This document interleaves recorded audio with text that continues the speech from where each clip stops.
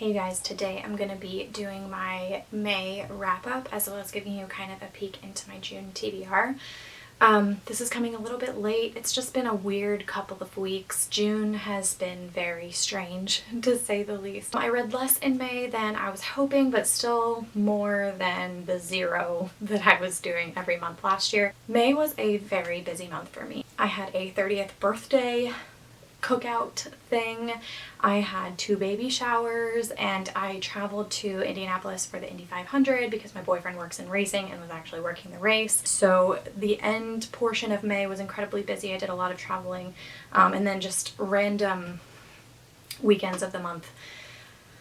Just a lot going on. So I was actually surprised I was able to finish as many books as I was, starting with Renegades by Marissa Meyer. This is the first book in the Renegades trilogy. I really enjoyed the Lunar Chronicles so much. It's one of those series that to this day I just cannot stop thinking about them, and I constantly think about rereading them if that was something that I had time for in my schedule. This is the start of her newer series. The trilogy is actually completed now. I think the final book came out in 2020 or 2019 or something. This is a book series that follows a world of superheroes. So if you're really into Marvel and DC comics or those movies or what have you, this book is probably a really good one for you. I've never read any of the comics, but I do really enjoy the movies. Marissa Meyer definitely writes more character-driven books, and this book was no exception. The plot at times was a little bit slow, but I feel like this was a really good setup for the rest of the series. There was quite a bit that did happen, but I feel like the majority of this book it's quite thick. It was really setting up the world and the series for the next 2 books to come. But she just has a way of making you fall in love with her characters. I gave this 4 out of 5 stars, really enjoyed it. I thought it was a great start to the series, and I'm actually really excited for the second book to see how kind of the world and the plot really kind of unravels. Next this month, which was actually my favorite read of the month, was The Unhoneymooners by Christina Lauren. This was my first Christina Lauren book, and it was recommended, I think, on Goodreads after I finished The Hating Game by Sally Thorne. This was one of the ones that popped up as something I might enjoy, and I absolutely did. I've heard amazing things about this book. Actually, after hearing about it from that Goodreads recommendation, I started hearing really amazing things about this book. This follows 2 characters, Ethan and Olive, I believe, and they are the best man and the maid of honor in their siblings' weddings, and they can't stand each other. Coincidentally, they are the only 2 characters that don't eat the buffet at the reception, and everyone else ends up getting horrible food poisoning, and they are the only 2 that obviously didn't eat the food, so they don't get food poisoning, and the honeymoon is non-refundable. So the couple getting married gives them their honeymoon, and obviously while on this vacation, a romance kind of begins to blossom. Enemies to lovers. Highly enjoyed this. 5 out of 5 stars. This was my favorite book of the month, and just so glad that I picked this up this month. Gave me very summery vacation vibes, so I'm glad that I read this kind of majority by the pool, and just really enjoyed Christina Lauren's writing and kind of the witty sarcasm that the female lead had, and really excited to read more books by them. The next book that I read this month was kind of a disappointment. I'm going to preface this by saying I did give it 4 out of 5 stars. I have a lot of feelings on this book, and I just am really not sure how to share them without spoiling it. That is It Ends With Us by Colleen Hoover. This book, oddly enough, has been getting a lot of attention lately on BookTube and Goodreads, and this came out in 2016. I believe it won the Goodreads choice for Best Romance of the Year. But this is not a new book, and I just feel like I've been hearing about it a lot, which is strange because that's not why I picked it up this month. I've kind of been just trying to read more of the Colleen Hoover books on my shelf, and saw that this one was about a neurosurgeon, and I've been watching a lot of Grey's Anatomy lately, so I was like, okay, this is my vibe this month. I started the book and I was feeling more confident about really enjoying this one, whereas with Confess, I felt like the writing was a little bit too immature. The writing for this one felt more like Ugly Love, so I was just so excited. This was a disappointment. But it wasn't a disappointment for me in that it wasn't a good book. This book was fantastic. Such an important book, but I was disappointed because it was not what I was expecting going into the book or what I was hoping for from the book. And like I said, it's really hard for me to explain this without, I feel like, spoiling kind of the whole point of the book. But the back of the book doesn't really warn you about major plot devices. There are some very serious trigger warnings in this book for abuse and rape. I'm sure that there are more I would encourage you highly to check out the reviews of this book that kind of list more of the trigger warnings, if that's something that you're concerned about. Like I said, I was disappointed in this book because I went into it thinking it was something else and was disappointed, but it's also, like I said, a very important and a very fantastic read. It really did break me, which Colleen Hoover says on her Instagram when she talks about this book. It really broke me.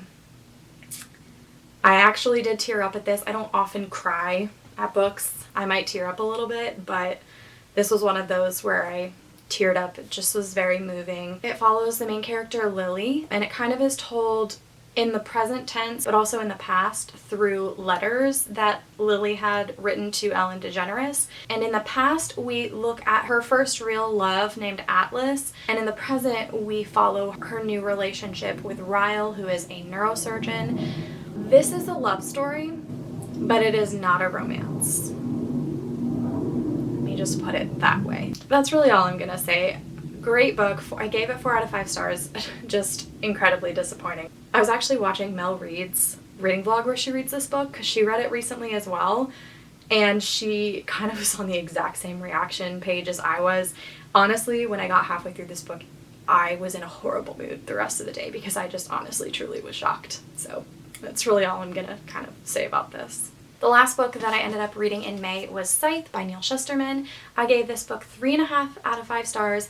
I'm so torn about this one because kind of equally like I was torn about It Ends With Us, but not at all in the same way. If I was rating this purely off of the end of the book, I would have probably given it either 5 or 4.5 stars. The ending I thought was just fantastic. Probably the last like 70 pages or so was just amazing in my opinion. I really enjoyed the ending, but for the majority of this book I just really didn't feel like it was for me. For those of you who don't know, the premise of Scythe follows a futuristic world where they have figured out how to get rid of disease and natural death. So essentially every human is immortal, and in order to regulate the population they have scythes who randomly glean members of the population in order to, like I said, control the population since natural death no longer exists. I knew the premise of this book going into it, but honestly it was really hard to read when they kind of go into detail about all of the gleanings that they do on all these people, and for me I just felt like this book just wasn't for me. It was very interesting. It's a very plot-driven book, I think,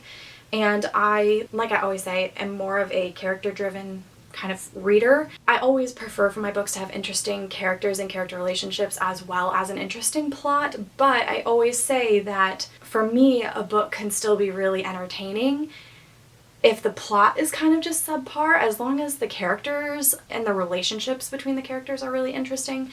And for this I just didn't feel a connection to the characters for the majority of the book. It was a very interesting plot, a very interesting idea, but the whole killing people thing was just really, really hard for me to read, and B, I just felt nothing towards the characters pretty much for the majority of the book.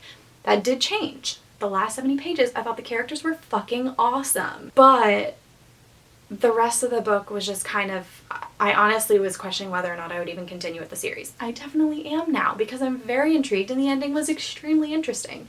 So that's why I'm giving it a solid 3.5. It was a very interesting read, but for the majority of the book, I just didn't really feel like this story was really for me. But very interested to see how the rest of the series kind of plays out. So that is everything that I read in May. Here's a little sneak peek at some of the books that I'm planning on reading in June.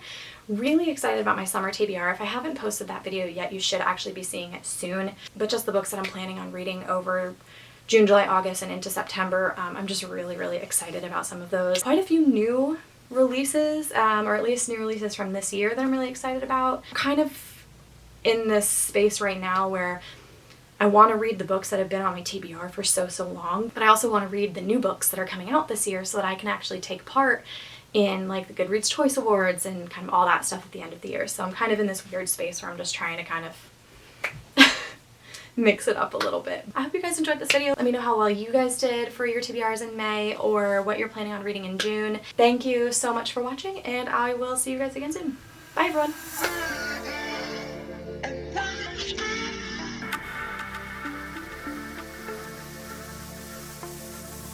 What's that on that beat? Oh. Baby, I'm wasted.